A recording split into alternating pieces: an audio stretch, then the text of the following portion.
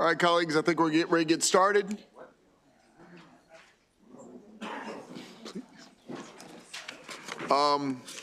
We do have a presentation today with the Maryland Energy Administration, including the Director, Paul Pensky, and Ryan Opsahl, the Director of Energy Policy. If you guys would please come on, step forward, please. If you have anybody else that you'd like to come up and take a beating, or questions, that would be wonderful. Other than that, we're definitely looking forward to hearing from what we have to talk about today. Thank you very much. And we may begin, Director.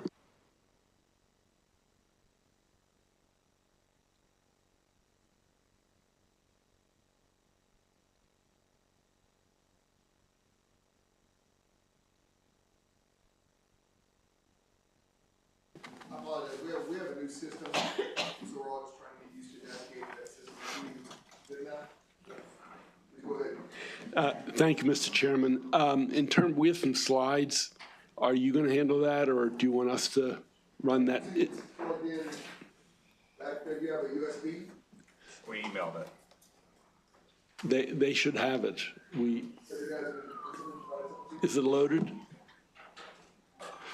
Okay. Well, while they're doing that, let me do a few introductions, Mr. Chairman, Mr. Vice Chairman, if I could. I have with me Dr. Ryan Opsahl, who is our Director of Policy at the Maryland Energy Administration. And I also want to have and introduce in the audience Landon Farrig and Megan Alton, who are two legislative people who you'll be seeing a lot of, hopefully over the next 80 days or 82 days, whatever it might be. The report we're going to discuss today, I apologize that you only received it yesterday. It's about 72 pages. There were some slips and jumps that we had to go through before we could get it out. So I want to make it clear we're available as you get to actually reading it or studying it or looking at the conclusions and the executive summaries, whatever. We try to make it in a layperson's language so it's not too technical. But obviously we had modelers do a lot of the technical work which are included in the report. We good?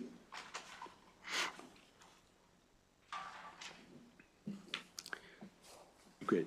Are they going to, who's going to run them? Okay, let's go to the next slide.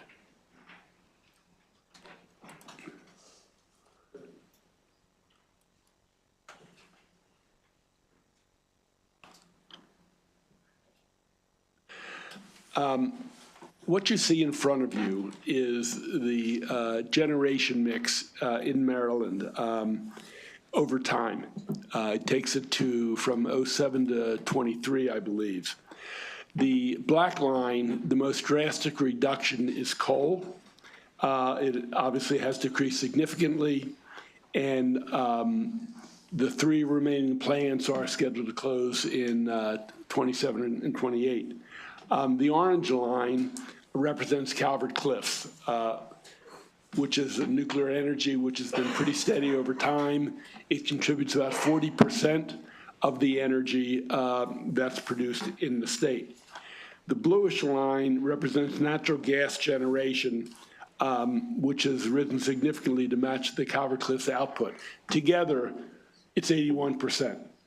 Okay, it's 41 for the gas, 40 for the nuclear. So overwhelmingly, those two make up the gas mix that's generated in the state. The others obviously are fairly marginal. Solar has grown somewhat, but it's not quite where it should be. In fact, and I think this is important to note, in terms of the RPS carve-out goals, the ultimate goal is 14.5%. We're about a third behind where we should be. Okay, and that's sort of important to note. We're about a third behind. So at this rate, we won't meet the 14.5% carve out by 2030. Hydroelectric, we have one dam.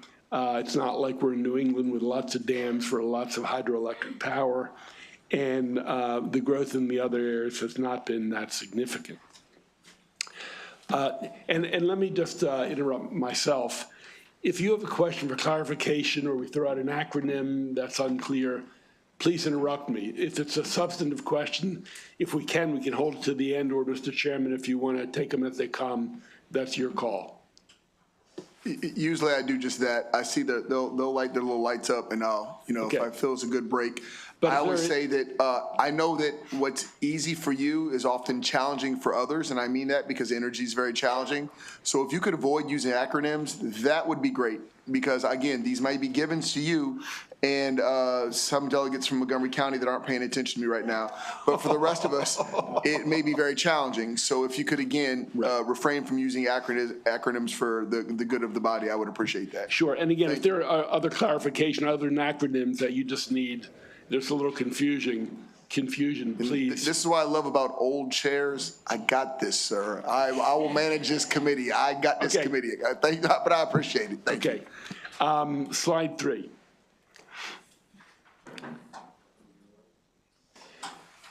This is the generation. And the red line at the top is total, and the green line is what we produce. So the gray area is the gap. So the gray area equates to the dotted line, which means that they are the imports. And this shows, I think, 36%. I think the latest number shows us at 39%. We frequently round that off to 40%. But the state has been a net importer for a long time. So that is the gap between what we generate in our state and what we need and have to import.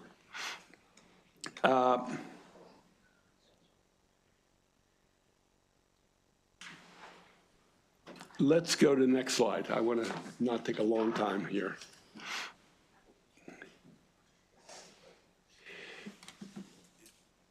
The governor, in his executive order this summer, June, I believe it was, called for us to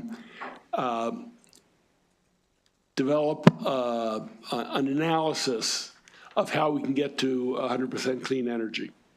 That, along with the review, or the need to review, the RPS, Renewable Portfolio Standard that was passed years ago. I think it came out of this committee, which calls for a 50% RPS by 2030. And of course, the Climate Solutions Now Act called for a 60% reduction of greenhouse gases by 2031. And there's a relationship between clean energy and greenhouse gas reduction, right? The more we produce clean energy, the less we rely on fossil fuels, and the more rapidly we get to achieving the law of Maryland, which calls for the 60% reduction. So that's what has guided us and why we have this study and report we're going to walk through in just a moment.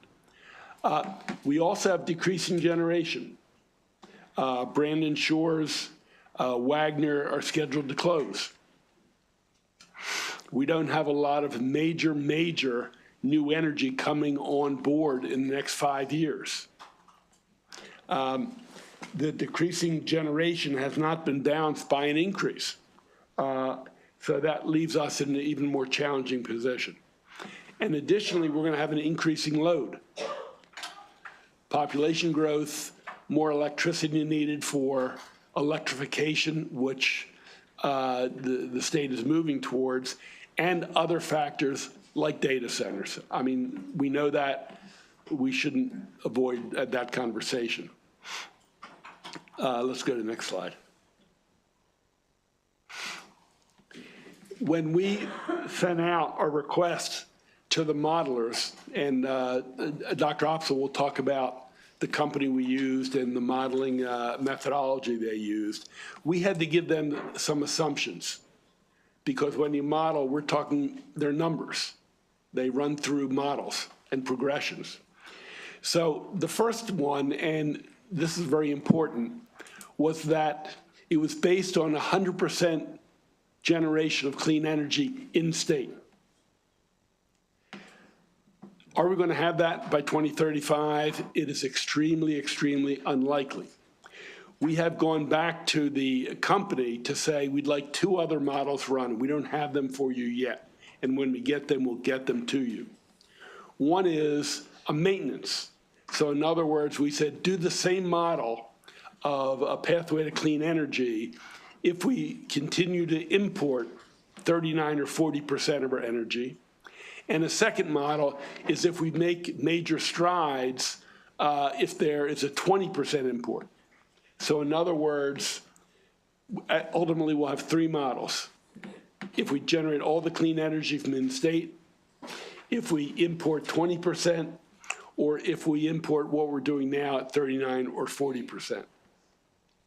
We also had to put some other caps. You know, they're dealing with numbers, not concepts in politics. So we had to put a limit on how much solar we could do, or else, because solar is cheaper and they don't have the geographics of the state, they'd have a model with thousands and thousands, and they'd probably put solar over the city of Baltimore or Rockville. And we couldn't have that, so we had to put some artificial limits that we thought were reasonable. That's on solar. We had to do the same on offshore wind. There are 3 lease areas in our waters. One project, U.S. Wind, which is moving and are projected to come on board 2027, barring any unforeseen issue. The other 2 lease areas are problematic for a number of reasons. The new administration has talked about cutting tax credits, and there's also a question of financing. So we had to put a cap on offshore wind. So we had to give the modeler some outer limits for some of the energy sources when they ran this model. To be clear, the gas plants that are running now, we said retain them in the mix. Now, some of you might say, but that's not clean energy. It creates greenhouse gases. So what we had the modeler do is offset the gas plants with additional clean energy. So in other words, we might need 110 or 120% of new clean energy to offset the percentage of gas plants. You know, this assessment does not require or call for the closing of those gas-fired plants. So we have added, even though nuclear is not tier 1, is not officially clean energy, for these purposes, because it doesn't produce greenhouse gases, we said we want you to assume nuclear is clean energy. Now, there may be legislation coming down the pike which changed the definition of nuclear to be clean energy, but not to put it in tier 1 or to get any kind of subsidies. So we had to feed these to the company as they modeled different ways to how we can proceed and pursue 100% clean energy. And let me say 2 things. This study should be seen as a starting point for conversation. It is not an end point. It is a foundation. And I want to be also very clear, this is an objective study. This is not to push one proposal. We tried not to be subjective. We had to put the assumptions in, but this is not a report for advocacy.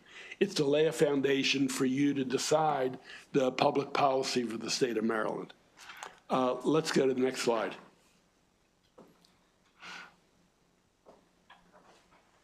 What are the high-level findings?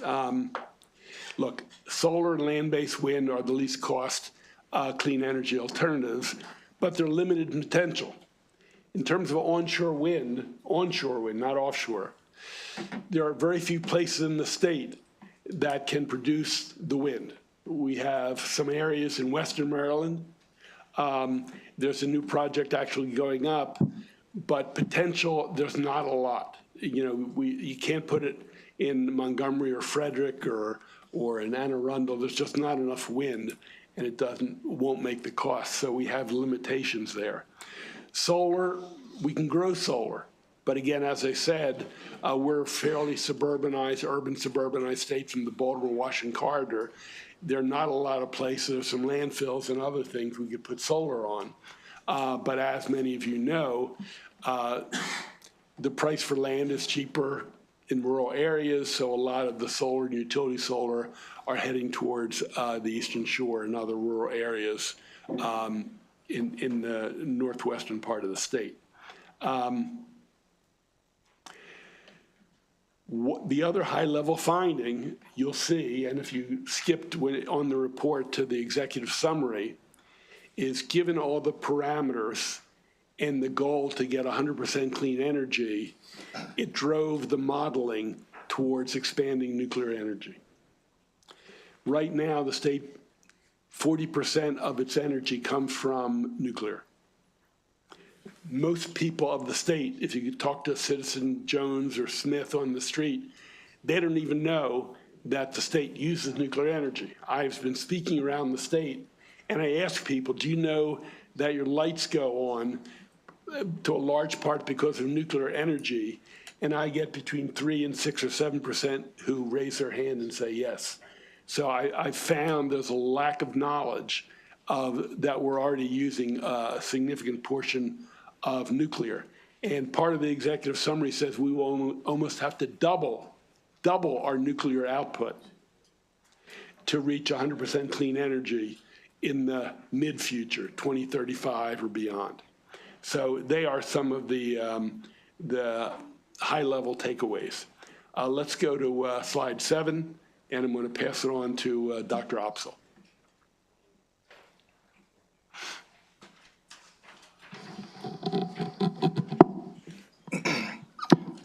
All right. Sorry. All right, so talk briefly about the base case generation mix that the model gave as an output.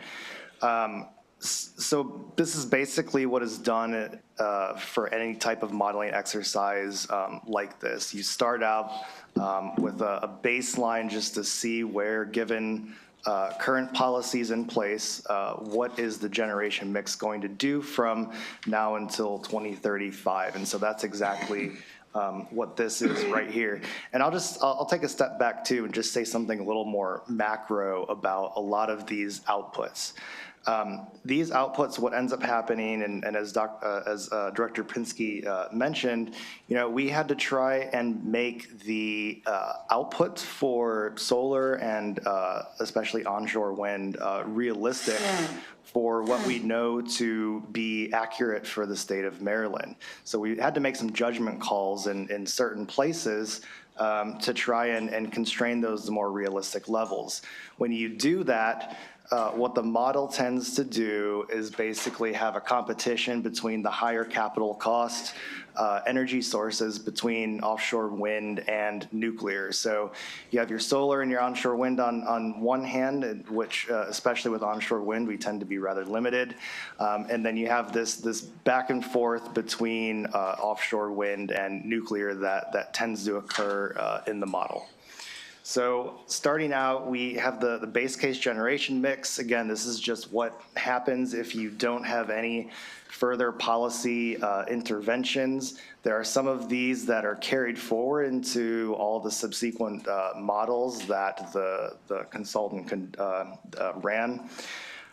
You have things like the planned retirements of Warrior Run, which retired last year. You have Brandon Shores and Wagner, which are slated to retire now in 2028 after they supposedly complete the RMR contract and transmission is built.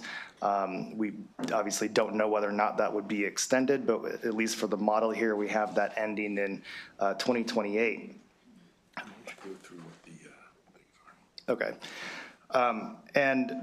And also, we also take in all of these different model runs, we actually do take the PJM projection for residential solar, behind the meter solar is to be roughly 2.5 gigawatts. As Director Pinsky just mentioned, I know unfortunately we do have some acronyms built in to this slide here. I promised in the report that we do have an acronym finder in the beginning, and it does explain all of those, but just to run through really quick, we have, coming down from the top, we have energy storage, hydroelectric, offshore wind, which is onshore wind. The BTM PV is behind the meter photovoltaic. solar, behind the meter solar, PV, photovoltaic solar. IC and GT are, they're basically different types of combustion turbines. There's some biofuel mixed in there as well, but that could also be gas. CC is combined cycle natural gas, ST is steam turbine, and then coal, and then nuclear, which here is treated as a, in certain places you'll have nuclear broken out by nuclear, meaning more traditional reactor, and SMR. But that's what all the acronyms mean. So at this base case level, you end up having an additional about 3.7 gigawatts of generation coming online. Another item, the offshore wind. When we started to run this model, we only had U.S. wind under the previous contract available as an input. So we have roughly 1.2 gigawatts of offshore wind in the business as usual because of that. Now that would likely be ratcheted up to 1.7, assuming that the Public Service Commission confirms and comes out with an order stating that they're going to go forward with the current U.S. wind project. Natural gas capacity increases actually by about a third. And I already mentioned coal capacity retires. We get also about an additional 1.4 gigawatts of solar and 454 megawatts of onshore wind. So that's the base case mix. This is basically permeates throughout the other models. It takes this sort of as a given and as a jumping point. So then we go into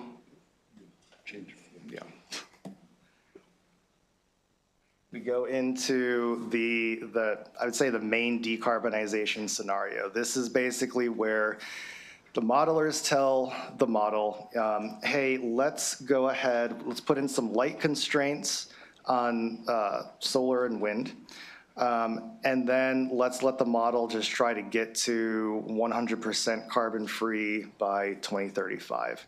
And that's basically what this model is. So basically, what we have here is it builds on the business as usual, the base case run. And as I said, the main constraint is to force the carbon footprint to net zero by 2035. And so again, all coal capacity retires. That's forced retirement by 2028. The model maxes out, solar and wind to the extent that it can. We have an increase in nuclear in this by roughly 185%. What it ends up spitting out is roughly about a 2.2 gigawatt traditional plant and two other smaller 600 megawatt small modular reactors. We have an increase in PV to 3.9 gigawatts and onshore wind to 1.3 gigawatts. Offshore wind goes up to 3.9 gigawatts. So this is going to be basically a look at the most sort of unrestrained. What is the model telling us? This is primarily talking about costs. There's a certain reliability element in there. Obviously, too, we're looking at carbon emissions. That's a big part of the model as well. Understanding where all the carbon emissions are coming from and how to reduce those on a net basis to zero. So that's the decarbonization run. We also did some additional scenarios to try and adjust the caps based on different levels of renewable deployment. And again, these are caps. And as you can see, we tried to base some of this on the existing RPS. So the higher upper cap in the high renewable scenario, for instance, is the 14.5% carve out for solar that's currently in law. So we have these different caps available, and basically just wanting to see what the model does with these different caps. Does it go all the way up to the different caps? Which ones does it go up to? What does it deploy? What actually ended up happening is there's a lot of relative similarities between these three different versions and the decarbonization mix. Obviously, if the model is has the ability, for instance, to deploy more solar. It tends to do that because it is cheaper. But this is where we basically get the range, and these different scenarios that are listed there just give you an idea of what the model chose to deploy and when for the different scenarios that are available. And this is where we get the 62 to 93% increase of installed capacity over 2024 levels, which is a fairly large lift, I would say, for in the aggregate, and a large lift for a lot of these different generation types as well. So I'll go back to the next slide. Okay, we only have 3 more slides, so we'll bring it to a close and open it up for questions in just a moment. So installed capacity currently is 12 gigawatts, but we will need another 9.6, which means almost a 75% increase by 2035, if that's used as a hallmark. Without considerable increases in generation, Maryland will be unable to reach its goals. So we want to be very clear about that. So we know it's a heavy lift. There's been talk of 100% clean energy by 2035. We are committed to pursuing that. The numbers tell us it will be an extremely, extremely heavy lift. And as I mentioned before, nuclear appears to be the likeliest mid to long-term source of fulfilling the emissions-free. Now, nuclear has changed. You know, they're the big things like you see in Calvert Cliffs, you know, the 2 large facilities. This new thing called SMR, small nuclear reactors. You can put one of these on 50 acres. They say you should bunch them with 2 or 4 together. The industry says they can move a lot more quickly on it. A nuclear reactor was just opened in Georgia, first one in 30 years, a large nuclear reactor. The industry, depending who you talk to, some say 6 to 10, some say 8 to 12 for getting one of these SMRs, these small nuclear reactors. There's one in China. One is either being built or is already built in Switzerland. There's another in Argentina. We have none here. We have a company actually in Montgomery County, Maryland, that actually makes these. So whatever the future mix is, it could be 8 of these SMRs or possibly a larger reactor. That's to be decided later on. I think it's premature to decide that now. But clearly, the study points to nuclear as the most obvious energy source to fulfill our needs. You know, offshore wind is a question mark. Again, we think the tax credits will remain so U.S. wind can stay on target. They're projecting 2027. As you well know, Ørsted walked away, and there are no RECs available at the current time. Equinor just purchased the leasing rights to this past summer from the federal government. Now, when will those 2 projects, those lease areas, be developed? It's unclear. You know, obviously, a review of the REC process will have to be relooked at by you in the legislature to see how that's going to play out. Financing is always difficult in offshore wind. And secondly, the current administration has made sounds about restricting or removing tax credits. Now, my guess is because the tax credits affect a lot of different industries, if there's an effort to slice and dice and just limit it for offshore wind, that'll be held up in court. So there are a lot of question marks regarding project number 2 and number 3. Let me move to the challenges. Cost. I know a lot of you are wanting to talk about cost. There will be upfront costs. Make no mistake about it. But clean energy, wind or solar, is free once it's built. So we believe the wholesale cost in the out years, whether it's 5, 7, 10, 12, 13 years, will come down. So we haven't been able to quantify that exactly, but we do believe there'll be rising costs in the short term, but in the mid to long term, costs will come down. I mentioned nuclear, offshore wind as well. The study makes a number of recommendations to help make it easier to pursue the clean energy. And they are outlined in the next and last slide. I won't detail all of them. There are some changes to offshore wind. One, let me mention, right now, the REC cap is a public number. Only 2 states do that. Most states leave it to the Public Service Commission so there can be a more honest bidding process rather than go right up to the cap. New Jersey had a situation with Equinor where they spent a lot of money and then Equinor walked away. And New Jersey said, we spent a lot of damn money doing this. So one of the recommendations is an application escrow account. So the state won't lose money if someone pursues offshore wind and then walks away.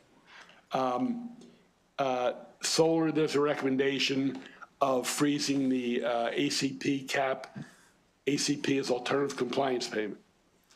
If a company doesn't want to buy RECs or think they're too high, historically, they have paid for alternative compliance payments. I call them a get-out-of-jail-free card because it's cheaper.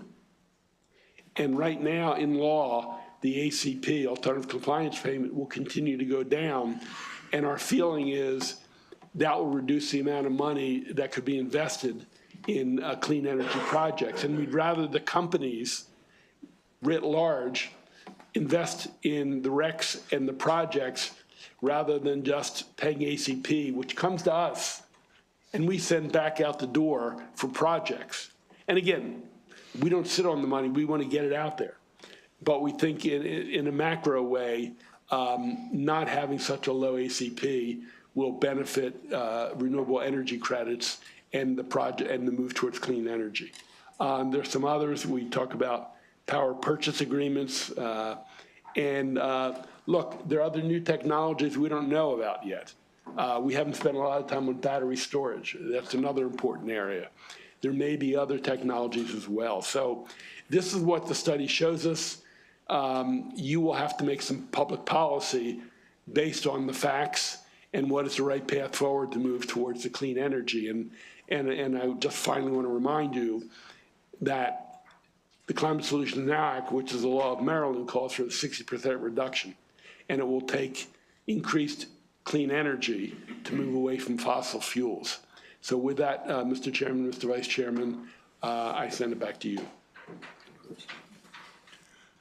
Before I get on, I do have a few questions. I just want to basically get my primary understanding is, so you project out to 2020-35 that we will need 20 gigawatts of energy for the state. Is that my understanding? 20 plus. We have, I think, 12 now. And does that include 9.6 is like 21.6, yeah. the possible flood of data centers that I believe the administration is possibly trying to usher in? That does not assume the flood. We actually do have, in addition to the 20 and 40% runs, we are working with the consultant now to try and take a more realistic look at forecasts and projections for data center loads in different areas of the state and tack that on to better understand the impacts. Okay. And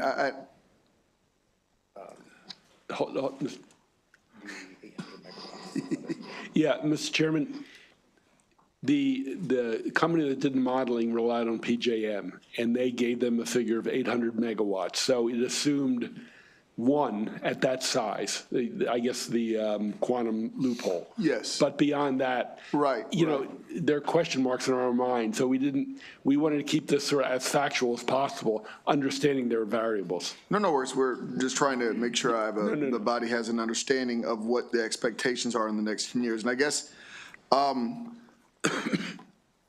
Before I go in, I want to make sure I'm clear, because I understand the modeling, and it sounds like the modeling started with the base premise of 2035, we have to be.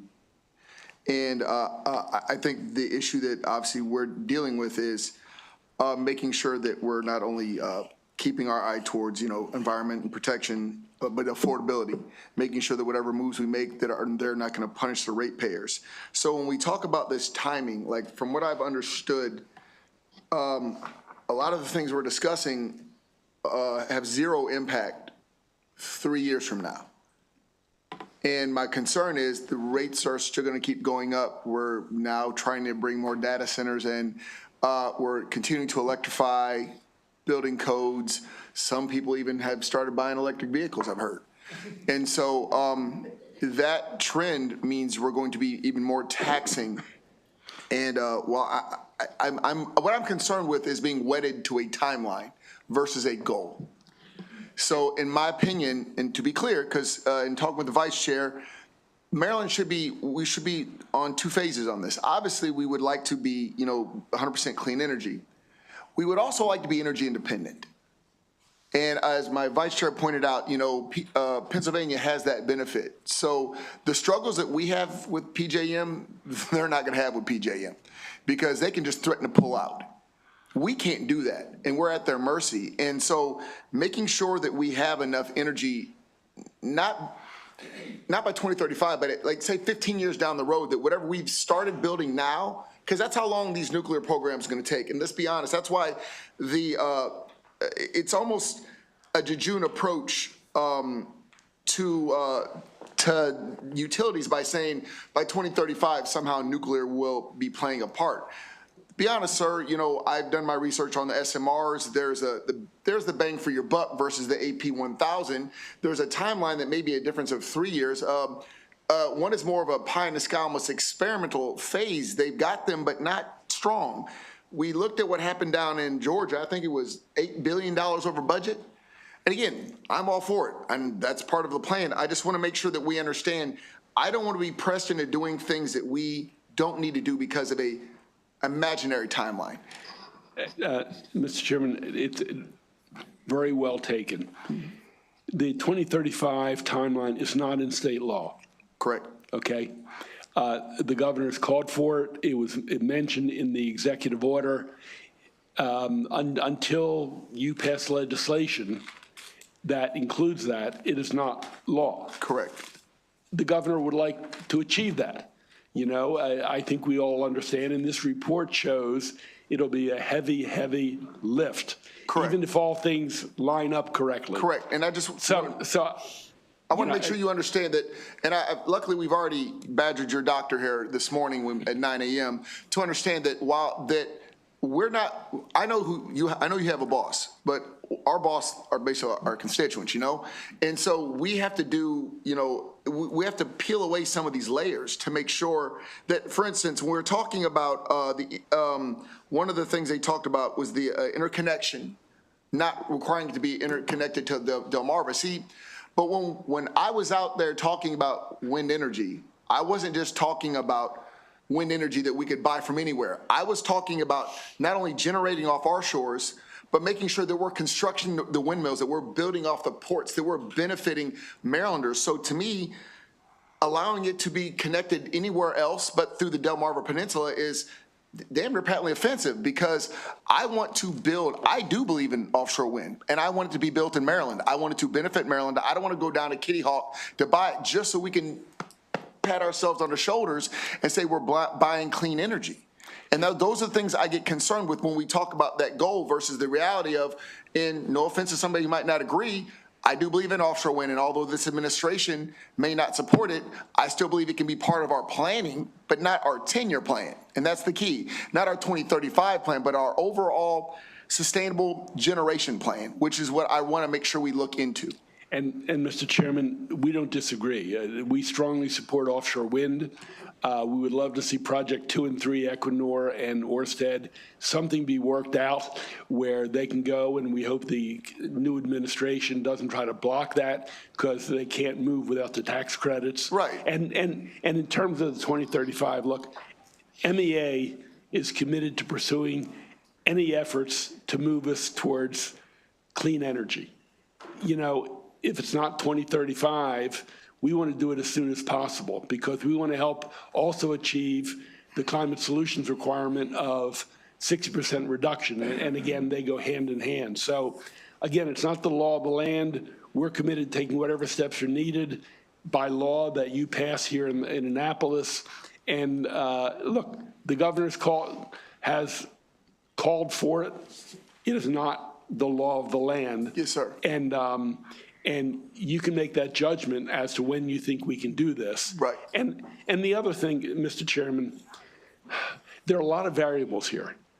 You know, if the big guys, and mostly guys, Google, Meta, and the heavy hitters, if, for example, they get behind SMRs, you can damn well be sure it'll move a lot more quickly. Sure. So there are a lot of variables out there that can either speed this up or slow it down. You know, I come here today to be transparent, to tell you what the facts tell us, and that we're open to the policy that you set. And we talk about small modular reactors. And again, of course, we could do the same thing with partnering with our military bases. And, you know, but I just want to make sure that it is understood that we're not, our goal is always clean energy. Correct. We're not, but we don't want to be pressed for a timeline that ends up hurting the ratepayer. We talk about power purchase agreements with out-of-state generation to meet the clean energy goals. But wouldn't it be possible to direct the state utility-owned generation through power purchase agreements as well? We could potentially do that, yes. Again, because I want to make sure that we're doing Maryland first. The goals aren't as, I mean, the goals are important, but how we get to the goals is also very important. And making sure that we're sustainable, but we're sustainable in Maryland. And I just, because I didn't really see that in your report. One of the things that my colleagues and I were discussing were about freezing the current ACP to spur local development. But how is freezing it gonna spur development? It's because it's just gonna hold it where it's at, right? Yeah, it would ideally hold it where it is, and the point being that this is basically a cost cap. So as that cost cap continues to decline, I think what we're hearing from the industry and what we're seeing for solar deployments is that the prices are simply not high enough to actually spur the additional development that we're looking for in the sector. Okay. And again, just to make sure, when I was reading your plan, and obviously it's for 2035, the nuclear part of that really seems almost facile because it's just not, there's no way, we have to plan. And that's one of the things I believe that this committee is going to make sure we do this year. Not only ourselves, but make sure we have a plan for energy, not a hope, not a goal, and the whole build it and they will come is not what we're trying to do this year. But I want to make sure we're clear that we can't know by 2035 that we'll have 6 SMRs built or 1. So just for clarification, didn't see a lot, was there a battery? They didn't really, the report to my knowledge didn't really discuss the importance of battery storage because I want to make sure that that's something that if you didn't address it, we have to address. And this is one of those years where I believe I'm going to make everyone mad at the same time. So while we are discussing nuclear, we are discussing possibilities of natural gas generation. We have to also discuss battery, you know, as part of generation, not just as an aside. So I noticed the report really didn't have that, and that's fine because we have, surprisingly, we have people on this committee that are really pushing battery storage. So I'm pretty sure we could figure that out. Do you believe that the data centers and you know what? Never mind. I don't want to put you in a position. Let me I'll strike that. Thank you. Thank you, Mr. Chairman. Let me strike that question. No, please. I'm trying to lead by example, guys. but I want to make it clear to my colleagues who do have questions is that we've been working on something that, and I'm trying to talk to everyone, and it's going to either please or offend everyone, but we're trying to bring as many things in here. We understand that you had a job to do. We're not forced to rely on anybody's, report, okay? We know we have a job to do, and many people have been working through the interim to figure this out. But I do appreciate you for your time. I do believe we have a few questions. We'll start with Delegate Pruski. Thank you, Mr. Chairman. Director Pinsky, thank you for the presentation today. I think out of all places, the Calvert Cliffs transmission line runs to a substation in my district, and I need to explain often to my constituents where their power is coming from, so it's definitely relevant to what you said. But speaking of the assets that we have, we're talking about the future, we're talking about what we have, what we don't have. Speaking of Calvert Cliffs, my understanding isn't the licensure process start in 2029? They have a federal tax credit in 2032. We don't know what the new administration is. That what do we do? Are we relicensing them? They lose that? What's the plan with them? Do we have any update, kind of where we would go? What we currently have? Nothing official, but I think it's everyone's sort of implicit understanding they're going to be renewed. One, because they're needed. There have not been any or many complaints or dangerous situations. So I think our expectations is they'll be renewed. Okay. Thank you.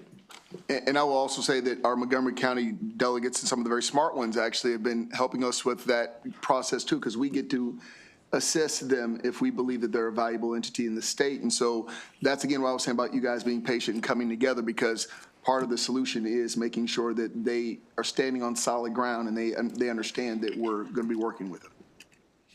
Next is going to be Delegate Pitt.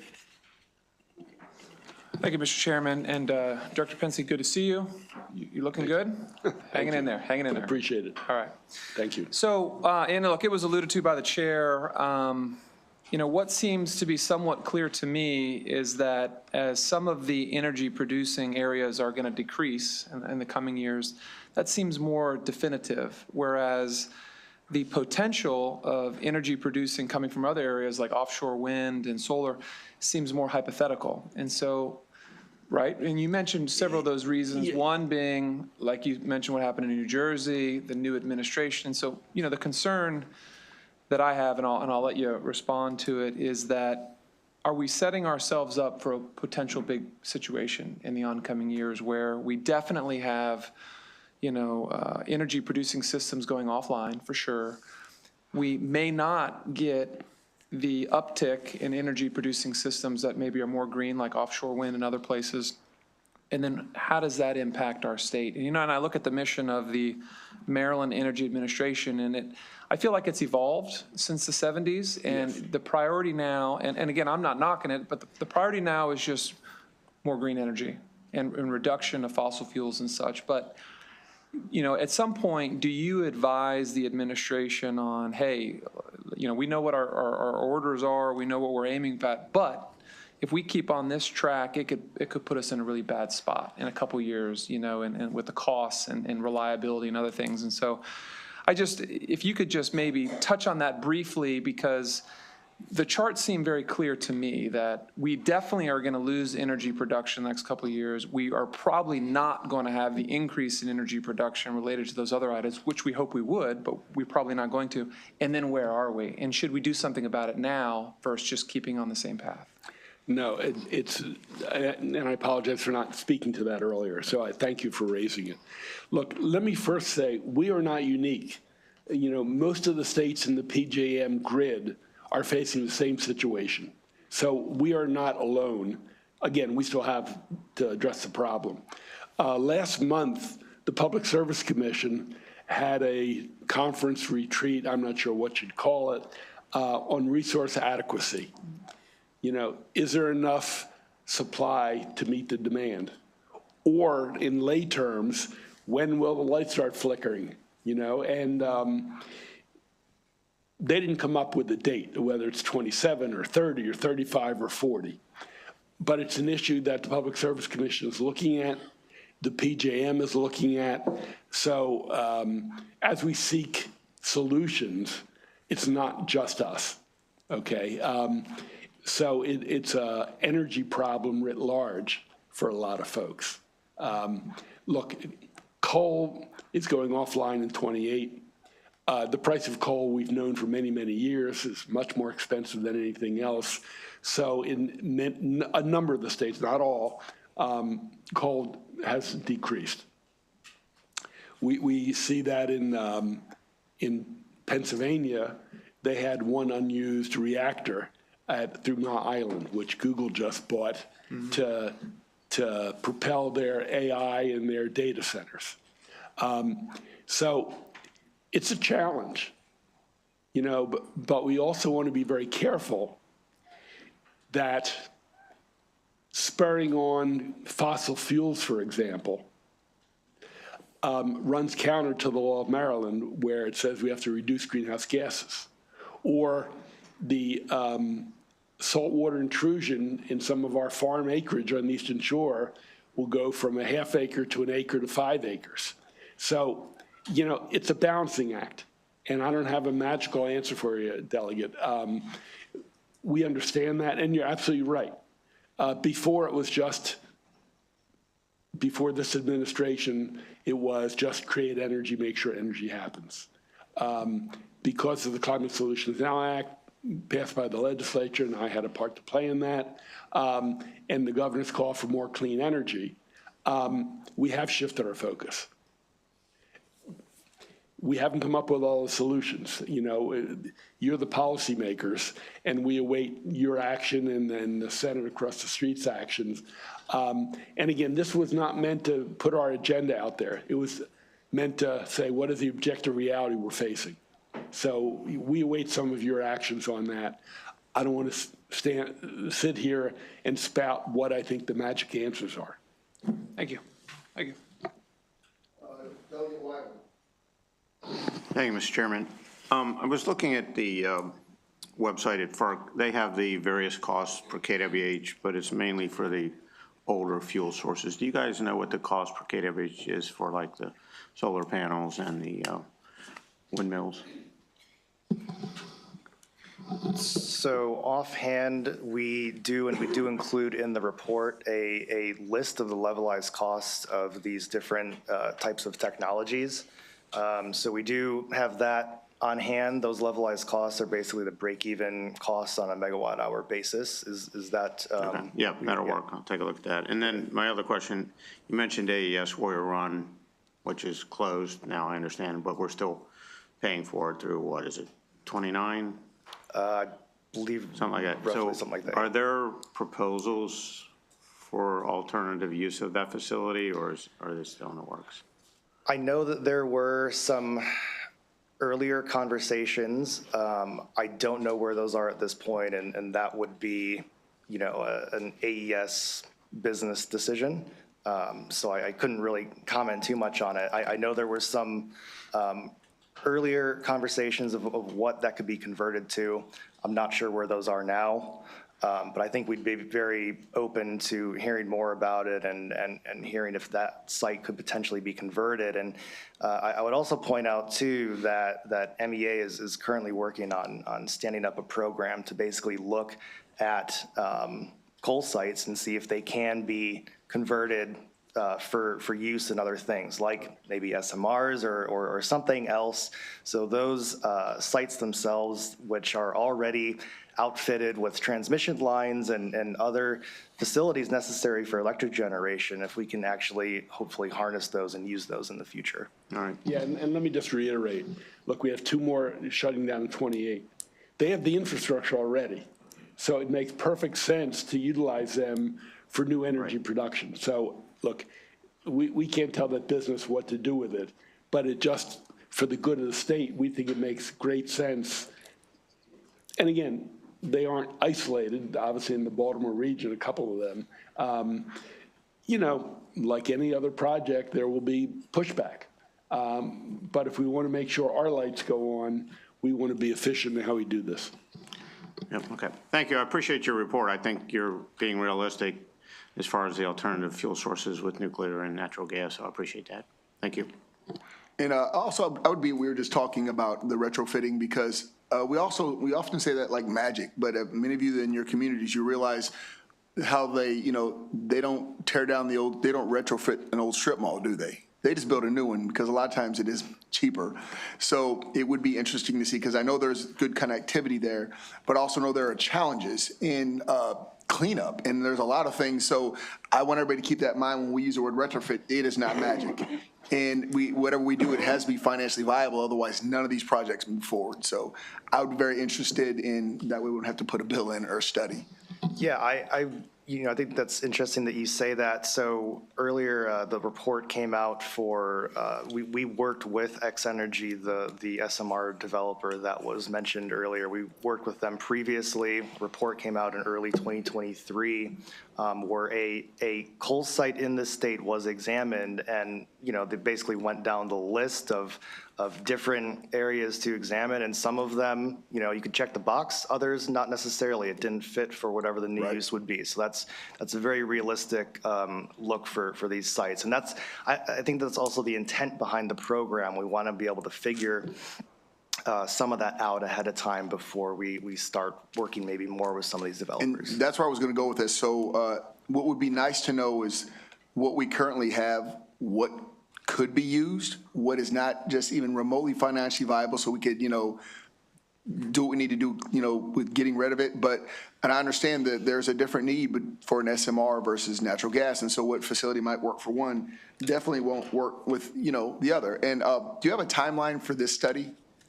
So this is actually an MEA program that we're standing up. So there will be a study conducted as a part of it, and we're still in the early phases. We do actually have it up on the website now, and we're happy to provide more preliminary information on it as we have right now. But we are looking to move as quickly as possible. Even if it's just identifying, the facilities that have been shut down, the ones that are going to be in. And so we can start, because again, my goal leaving this session is to have an energy plan. And not energy goals.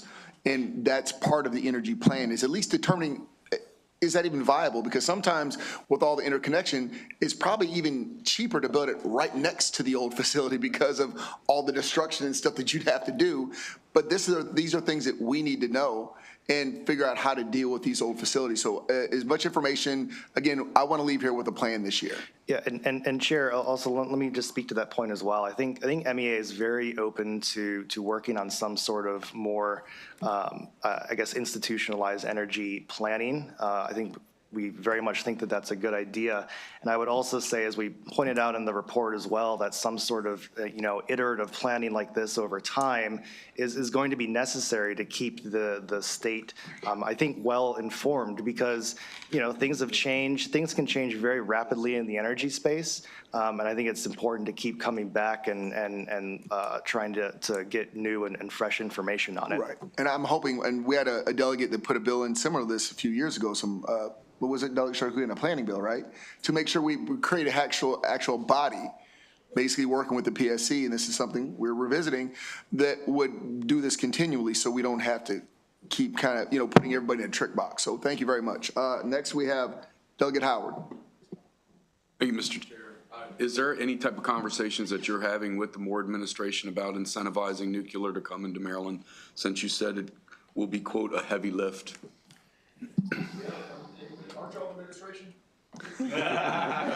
Well, with the governor directly. And since we want to leave here with a plan. There's some legislation that we will probably expect in a week or two, which might address that issue. There's not a procurement process in place. That would be the first step. We don't even have that in place. So I think. What about siting? I know the chair just talked about that a little bit, but I mean, are you talking to the governor about siting? Are you talking to them directly about incentivizing nuclear to come into, and quite frankly, I know Delegate Pruski also talked about some of the time frame, 2029 and 2032, about some of the federal licensing. But outside of that, when it comes to small and medium modular reactors, I mean, are we laying any type of groundwork for a governor who potentially will be here in a half a dozen years to see this through as far as incentivizing that industry to proliferate in Maryland? So I think that's part of our planning efforts, but I would point out too that so one of the recommendations in the report is for a procurement mechanism. I think we do for nuclear. And so that's separate from the PPAs that are there. And so that would be a dedicated procurement mechanism for nuclear. So that's in the report that we came out with. And so we are, making that recommendation as a part of this report. I think we fully recognize that high capital cost projects like that, you need a dedicated procurement mechanism. Otherwise, it's not going to spur the type of growth that we would be looking for in that industry. So I think I fully understand what you're saying. That recommendation is in our report. And so, yeah. Yeah, I think we want to make sure there's a consensus with the legislature of the role of nuclear before we go too far down the pike of incentives and siting. That in itself can cause some problems of saying we're going to put it in X, and then people start organizing because they don't want it at place X. So we're trying to take a step-by-step approach. So we hear you, and the governor's very aware of nuclear being on the agenda and in the conversation. I'd like to say more, I just can't at this point. Thank you. And we just want to make sure you didn't keep using the word partnership, because it's wearing us out. But next, I've we not have, used it once, Mr. Delegate Chairman. Fisher. Thank you, Mr. Chairman. So I represent Calvert Cliffs Nuclear Power Plant. We also have the LNG plant, the export plant in Calvert County. And we also are regularly hit up by data centers. No surprise, right? So the big secret is out. So the question I have is since our nuclear power plant already has, my understanding is there's sufficient transmission there to add additional nuclear capacity, and to do so in just a few years. Knowing where we are, and I know that Delegate Howard kind of asked this, and obviously I've been speaking about this for many years, but knowing where we are with data centers and the fact that this is now a matter of national security, among many other things, I mean, shouldn't we be all hands on deck? I mean, and I know that you kind of spoke to that already, but I have to ask the question since it's in my district for good reason. All hands on deck for data centers or for nuclear energy? I think for nuclear energy, and of course, that follows, the data centers follow with energy in general. Well, on a personal level, and some of you might know this, 40 or 45 years ago, maybe 50, I was protesting in the streets against nuclear energy. So I've come maybe full circle. Yeah, exactly. Thank you. But I also follow the data, and the report says that. And, France, I think 70% of their energy is nuclear, or 50, I can't remember the number, and a number of countries have had it without any incident. So, yeah, I've become much more open-minded than I was as a youngster marching in the streets. Look, I think it is much more on the conversation. I think it's being accepted more. But I also want to be clear, when you get to the issue of siting, as Delegate Howard talked about, all of a sudden it becomes a different issue. And again, I don't want to get into You're PSEG. right. By the way, you're right about that. Politicians are great at saying they want nuclear, but when it comes time to have one in their backyard, they don't want one. But I happen to represent a county where the people actually want it. Absolutely. And they actually want it expanded. And what's remarkable is that here we are in this pickle in Maryland where there's not enough energy because of policy. And we have a solution staring us in the eye. And that solution is so important for this reason, not just because of the power, but because of the first time in human history, we have the capability of building these data centers across the country that could solve the great problems of humanity. And the faster we get these up and running, the better it is. And here we are arguing over, these silly things that we shouldn't be arguing over, I think. Briefly, only because, to my understanding, the upgrades that we're talking about, nobody's ever told them they couldn't do them. They just want us to pay for them. And I think there's the rub is basically helping them pay so they can sell more energy and make more money versus what I would think would be basically an investment that a company would want to do. So they've not been stopped. Agreed. They just, I think, want to use Rex to do it. Can I just say something about that? And I'm sorry, because I don't want to devolve, and Mark, we'll talk. I know. No. This is. I think we have to be clear. There are upgrades which are a few increasing their capability by 4, 5, 6%, and then there's the question of a new reactor or SMRs. And I think we have to be very clear they're two separate questions. And fair enough. And I should add this, and this is important. To the chairman's point. the same company that owns the nuclear power plant in Calvert County also owns half of Peach Bottom plant, where the Piedmont Reliability Project would go to. So then the question arises, first of all, building transmission lines in beautiful farmland is not an environmental thing to do. Yet we have this opportunity to expand nuclear where there are existing transmission lines. And for the life of me, I don't understand why this shouldn't be absolute mission number one. Brandon Shores, obviously SMR, Morgantown, SMR, Calvert Cliffs could be expanded very quickly. The transmission lines already exist. The Piedmont Reliability Project isn't necessary. And to the chairman's point, I mean, Calvert Cliffs, to a certain extent, is talking out of both sides of their mouth because they're saying, well, we're being policy agnostic, but meanwhile, they're going to make a lot of money from the transfer of the transmission lines to Peach Bottom. So, yeah, I'm eyes wide open on this, like you. So Right, but Delegate Fisher, back to our earlier point, agreeing with wanting nuclear on a conceptual, abstract level, and then actually placing it in the community are two separate questions. And, I'm just saying, sir, that there's a sense of urgency now that we've never seen before in human history. I don't disagree. Thank you. But, I appreciate I think the legislature, as the adults in the room, and the House and the Senate, of pushing back for the people who knee-jerk don't want it in their backyard, but they also want the lights to come on. Fair enough. And when I go around the state speaking, I said, how much are you going to raise hell if the lights don't go on? Or you got to turn them off at between 5 and 8 because of power surge. And that's a challenge, and I think PSEG, whether you like it, don't like it, and we're not involved in that. I understand. It's in front of the PSC. That can't be taken to the level of principle, because then anytime there's a project that 2 or 5 or 100 people don't like, it's going to be a challenge. And we have a responsibility to ensure there's energy, that the lights go on, that the hospitals work. Yes. So I think it does raise a challenge. And in terms of data centers, we're the Energy Administration. Understood. The governor's in support of data centers. It has implications for energy, as you know. I sat behind the PSC giving a presentation in the Senate yesterday for an hour on data centers and the implications, so I'll leave it at that. Yeah, thank you, and I wish you well. I wish you well. And again, I also want to say, you kind of hit on a point that I made earlier, sir, when we talk about the PSC and kind of questioning the PSC and their part that they play. That's why I was always very concerned when we talk about removing the rate caps and allowing the PSC to be the one to set them, taking the legislator out when it comes to the ORECs, things of that nature, or anything to do with nuclear. I know the party report was about allowing the PSC to set them versus allowing us. And I mean, in principle, I get it.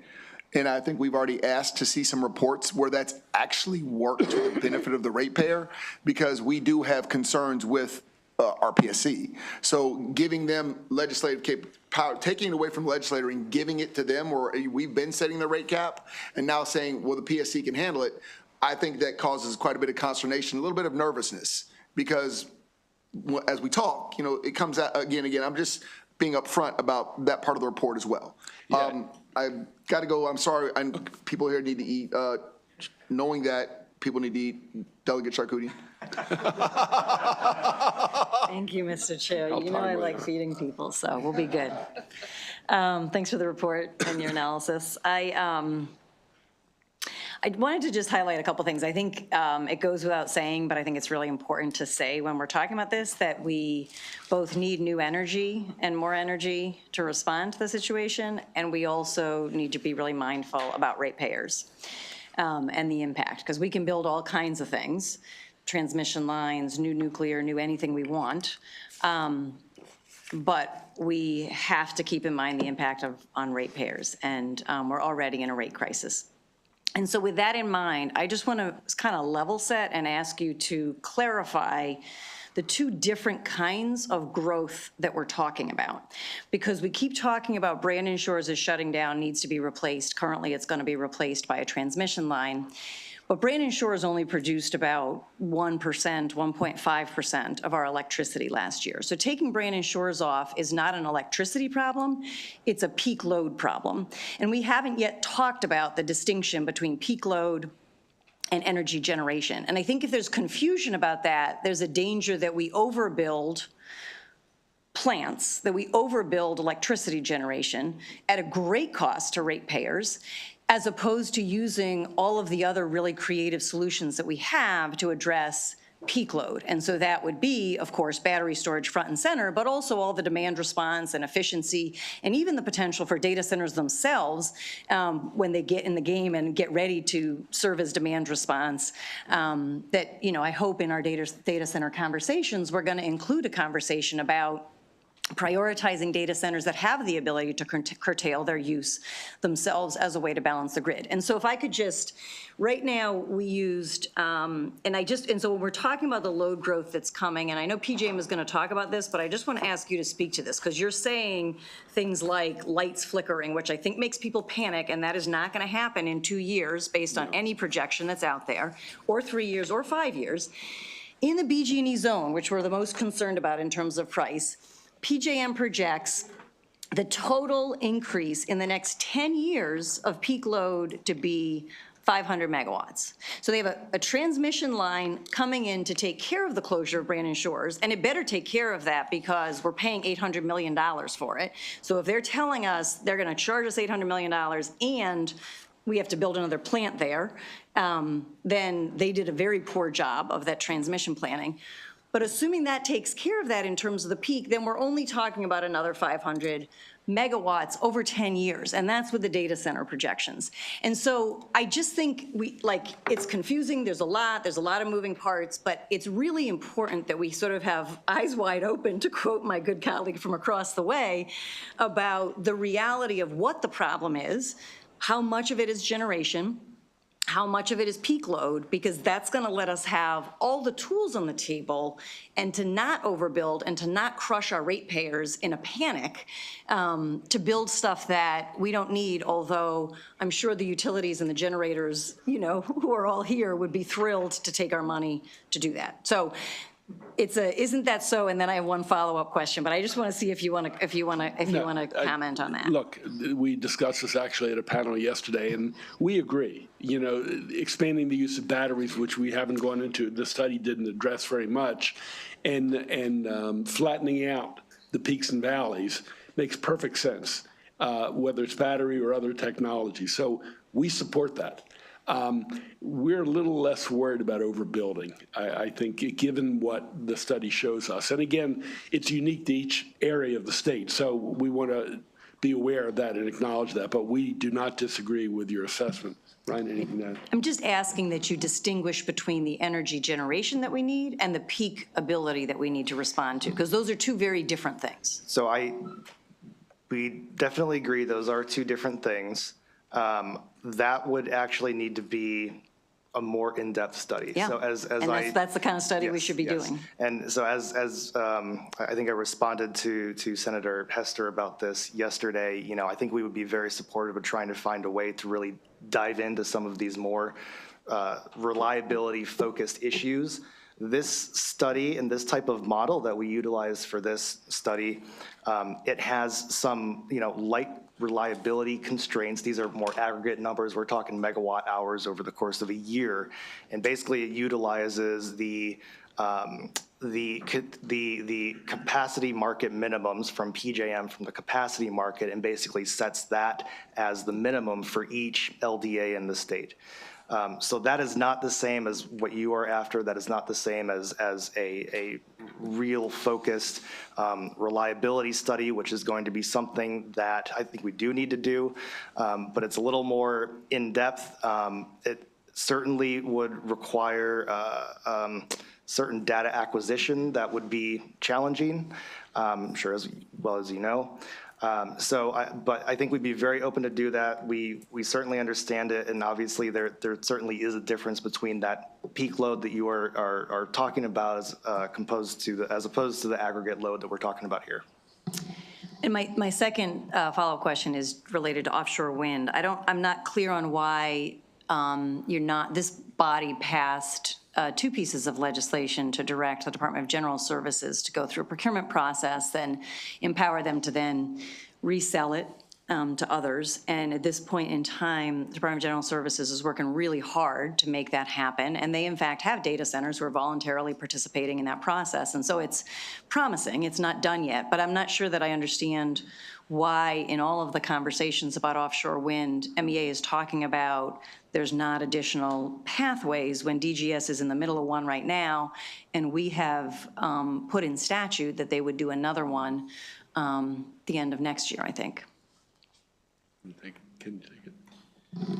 So we are certainly aware of the additional pathways, the DGS option, which came from the Power Act. I think we are hopeful that that will pan out.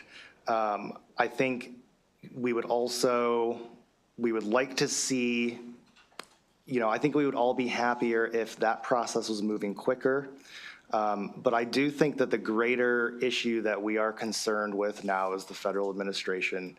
When it comes to Ørsted and Equinor, I think we would have concerns about them getting the necessary federal permitting in place to actually go forward with their projects. So, until the next 4 years or so, which I know you're very well aware of.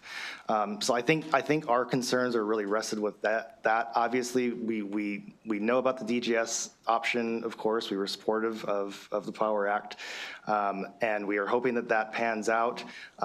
Really, though, we are concerned about some of the more pragmatic, I think, permitting issues. And the model itself, too, doesn't account for the permitting and sort of the other things, but there was still actually a fairly good showing of offshore wind in several of the model scenarios that we have here as well, too. And just to be fair to DGS, they're actually right on time. I mean, you might want it to go faster, but they're right on time with the statute that we wrote. So they're not delayed, just for the record. Thank you, Mr. Chair. Thank you, Mr. Chairman. Thank you, Director, for this information. Just a quick comment before I ask my questions. As one of the older baby boomers, I'm kind of energized when we get challenges. I don't think we would have had private companies going to the moon if it wasn't for a young president saying something about a moonshot and galvanizing the brains we have in the U.S. So 2035 being 100% what we want to call it, carbon neutralized or being green energy efficient is a challenge we should be trying to get to. It's a lofty goal that we can make. But just to talk about having all hands on deck, I want to make sure that I understand what went into the models and what things, we're looking at on the table. So I would think everything should be on, deck for us to consider. So the assumptions that are made is that we're going to be 100 in-house generation. Is that what the models all look at? Yes, yes. That was the first run. We are having 2 additional runs where we import 20 instead of 40, and we're also going to have a final run where it's a maintenance of where we are now. Okay. So. And so I guess from the question I just heard with you speaking with the delegate from Montgomery County, the only one from Montgomery County that understands energy, we didn't talk about some of the peak load and reliability stuff in the model. So we didn't talk about the fact that we might have more data centers, or we may have more energy efficient buildings, or more EV cars. So that's not in the models. Is that correct? So the load forecast that was utilized by the consultant does have it's the PJM load forecast, and it does incorporate a forecast for electrification for electric vehicles and for building electrification up to a certain amount. The issue that we had with data centers, and that I think we continue to have for planning purposes, is that we don't fully know exactly who wants to build, how much, when, and where. So obviously creates a problem. But we couldn't take any models from our neighbors in Virginia or other places we're hearing, that people are looking to do data centers. We didn't do any of that in the modeling. So what we would have to do for a model like this is basically guess about the size and the location. Okay. At which But that's why the models are there. And I think too, that's why earlier I mentioned more iterative planning to be revisiting this over and over. But I think we were trying to go with the solid sort of information and data that we actually had documented. Understood. And especially at that point, there wasn't anything documented, and then we got some information trickling out about some size of data centers at Quantum Loophole and Potomac I got you. Edison I got a few more territory. questions. Yeah, I'm okay, good. I got a few more questions. So when we did the trade-offs on costs, you talked about the model looked at the upfront costs, the capital upfront costs that we have to do. Was it any sort of long-term cost benefits, any of that input into the model? So I think one of the major takeaways is that when you're looking at sort of a system level analysis like this, and you obviously you have the upfront cost, but what we do show, interestingly, is especially because of the marginal zero fuel cost energy sources like solar and wind, you basically bid into the market at zero or near zero. That does serve the expected price suppressive effect that you would think it would have. And what the analysis actually does show is that it would drop average LNPs, I think, I'm sorry, the wholesale prices in BGE and PEPCO by roughly $22 to $27 per megawatt hour, which is a significant amount for wholesale cost declines. So we do have benefits like that do turn up in the data, and we do have that in the report. Okay. Last question, I think, and maybe you can get back to me on some of this. So when we look at some of the challenges you're talking to, do you categorize them as, okay, this is a challenge, we can't reach this goal because it's geographical issue, it's a cost issue, or it's more or less this lack of legislative incentives and things like that? So when you say that we can't get to the nuclear capacity that is the model suggests, is that because we don't have the legislative incentives to get us there, or there's a lack of ability to build that, to spend the money to get us there? Those are two different things in my mind. Well, I think the report shows that there's some objective realities that are beyond the legislature. I mean, there's only so many potential acres. Right, so I want you to know if you distinguish between or those offshore, we have 3 lease areas. Correct. Only one is seriously undergoing currently. The other 2, look, hopefully they can get jump-started and be more rapid. But if all 3 can come on board, each one is probably 1.6 to 1.7, so that gets to 5 gigawatts. That's a hell of a lot of energy. Now, again, will the number 2 and number 3 be ready by 2035? It's unlikely. I agree with the chairman on that. So a lot of it, and again, the other thing is things can be postponed for 4 years depending on the new administration. So that's why I need to distinguish between, do we have the geography to do it, or do we have the will to do it and the money to do it? That's two different things. It's not one or the other. I think, solar is limited. Onshore wind is limited. The more rapidly we can address nuclear, whether it's incentives, as the delegate talked about earlier, then we have to deal with the normal timeline of how quickly they can be built. Right. So, for us to make a decision, though, I kind of have to know what those limitations are. Are there limitations that I can address, or are there limitations that I can't I think the address? report points to some that are out of your control and some that are in your control. It's money. It's what maths and what doesn't math in the short term and the long term. That's what it is. Okay, Director, I'm asking you. Isn't it money that's driving this? Isn't it what's going to math at this point in time versus what's going to math in 15 years? That's what's driving this train, correct? Because who is going to invest? How, without hurting our ratepayers, we have to find a way for things to be, number one, viable, accepted by the feds, supported, i.e. with, whatever incentives they can receive. So it really does boil down to which financially more available. Well, The I thought energy, this was a softball. the energy sources that are within our control to incentivize, yes, it does address money. You know, the offshore wind, besides a question because of the new administration, financing is always a challenge to them, and that's international financing. We can't underwrite So it's that. still money. Yeah, I guess when you said money, I was going back to Delegate Queen, whether it's money we have or want to spend or not. But in some areas, it is under our control, like incentives that was talked about earlier. Right. Others, international it's- financing is sort of out of our I was just being control. broad that it's money. Then the answer is yes. Thank you. Thank you. Okay, well, I'll just make one comment. That's this. I'll just take this from my husband, who's a retired military officer. We can't nickel and dime ourselves to win a war. We can't nickel and dime ourselves to address this issue. Thank you very much.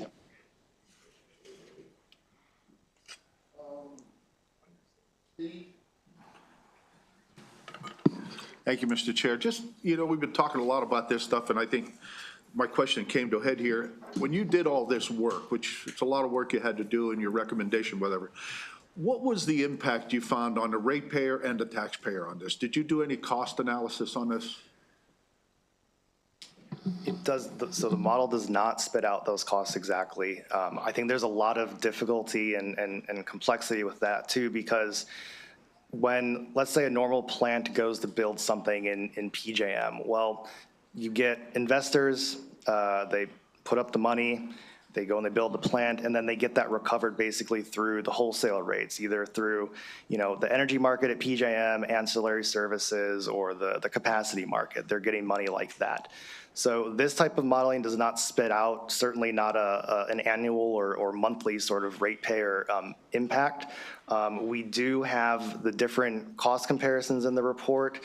We have some of the benefits, like I mentioned, with the locational marginal prices, the wholesale rates, and we do have some potential cost projections for nuclear, since this would basically be a new sort of item that would be added to the Maryland portfolio. And just to be clear, the two cheapest would be on-land wind turbines and solar, but they are the two that have probably the more severe limits. So we get to the high-priced items pretty damn quickly, I guess is the answer to that. I guess the problem I have with this is we did this with Kerwin. We put a group of people together, we come up with a lot of recommendations, and here we find ourselves right now with a budget crisis, and we're watching how we're now going to start curbing Kerwin, and now we're putting this up here. I think it would be real important for people to understand, because if Maryland were to be 100%, we also have to look at the effects on that on the whole grand scheme of things across the nation. I mean, you look at places like Pennsylvania, West Virginia, and other ones, they're nowhere near as aggressive with their policies as we are. And I think the onus that this is putting on the ratepayers is probably going to be very extreme. One of the biggest complaints we get right now is the fact that people are paying so much just to get electricity, and it's breaking their back. We got assessments. We're running into a problem with the people being able to afford to live here. And that's what concerns me, that we'll come up with a list. And it's a nice list. It's admirable. I appreciate that they're doing it, and we're recognizing some things. But it has to be affordable in the end. And it has to be something the people can actually accept, because we'll be a state of 3 people at some point. And that's what concerns me with coming up with plans and grandiose pushes forward. Wouldn't you agree? Interesting point. Thank you. And I just want to say, Steve, to address that, as I've tried to make resoundingly clear today, is that our top goal is affordability with a plan to the future. So to be very clear, we're not willing to risk, you heard me ask about even giving up price caps, because if we don't trust the PSC, and I'm not talking at you, Steve, I'm talking with you, because I want to make sure that we're not risking the list you see here to hurt the ratepayer. Chairman, I agree with you on that, and that's what I'm saying. We come up with this. This looks good, but when we're going to have to implement it, that's where we run into a And that's the great thing about being elected, is they're not the implement. We're the ones who are going to create. This is just their. And I think that I have nothing to base a decision on here. If I were to sit back and say, gee, I like this plan or don't like this plan, I mean, the bottom line is the cost. I have nothing to tell me what the cost will be to do Well, this. just have faith in me. Just have faith. I'm going to get you what you need. I have faith in you. Thank you. Our last question, DFH. Thank you, Mr. Chairman, and thank you for coming. So, two quick questions. Did your projections include the increase or decrease in certain sectors? For example, there wasn't a lot of emphasis, and the chairman mentioned about battery storage. There's so much manufacturing coming on all around the world on storage. So, and other fluctuations in other markets, or was that taken into consideration at all? It wasn't quantified, right? As far as deployment is concerned. So batteries were included in the model. I think one of the issues that you run into with models like this is typically with battery storage, if you want them to be as close to economically viable as possible, right? They need to basically take advantage of the entire value stack. These types of models do not account for that. They don't account for a storage system managing additional load on the distribution system or anything like that. It's strictly at this sort of systemic level. So while we do have batteries in here and batteries do have a small showing, likely deployed in the real world, you would actually have better deployments because they could ideally take advantage of that entire value stack up and down. Okay. And secondly, there is no mention anywhere, and no one mentioned it all anywhere, about reconductoring. Is there any emphasis on reconductoring? Did you study reconductoring? Because my understanding is that could be anywhere from a 20 to a 35% energy savings. And if that's true, then I really want to know why that wasn't included in here. So And you may end up having to explain reconductoring to the committee. Basically, reconductoring is a way to squeeze out additional electricity capacity on lines. So that was not included. I would say a couple things on that, though. That was included in our recommendations that we filed with the Public Service Commission and the resource adequacy docket, that along with other items, things like demand response and uprates and things like that. It is very important. I think it does hold promise. We are set to actually look at reconductoring for the state more in depth. We're looking at really, I think, engaging some of the national labs on that front as well. But absolutely, that's not the type of thing that this study was going to be looking at, and it didn't. But we are working on that front because we do see a lot of promise for it. And I think ideally, what we would like to have sometime this year, hopefully, is something that actually has something like a feasibility analysis of reconductoring of certain lines in the state. So we're absolutely on the same page with that.